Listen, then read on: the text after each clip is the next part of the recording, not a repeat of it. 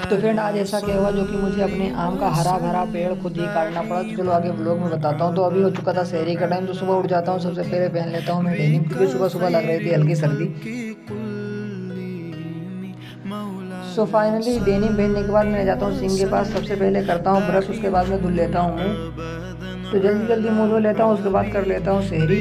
अल्हम्दुलिल्लाह शहरी करने के बाद मैं फिर चला जाता हूँ मस्जिद में, क्योंकि हो चुका था फजर का टाइम। तो आके अल्हम्दुलिल्लाह मस्जिद के अंदर कर लेता हूँ फजर की नमाज अदा।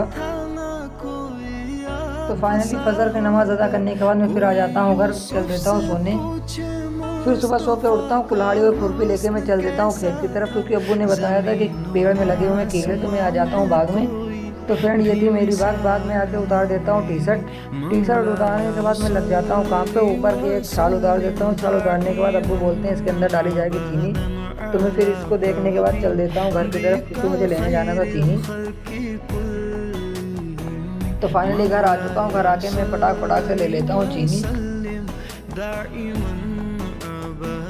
फिर चीनी को लेके आ जाता हूँ खेत में और डाल देता हूँ पेड़ में। तो फाइनली पेड़ में डाल दिया हूँ चीनी। उसके बाद मुझे जाना था जोहर की नमाज अदा करने के लिए। तो मैं कुल्हाड़ी लेके चल देता हूँ मस्जिद की तरफ। सबसे पहले आता हूँ घर, आके टी शर्ट पहनता हूँ, उसके बाद आ जाता हूँ मस्जिद में।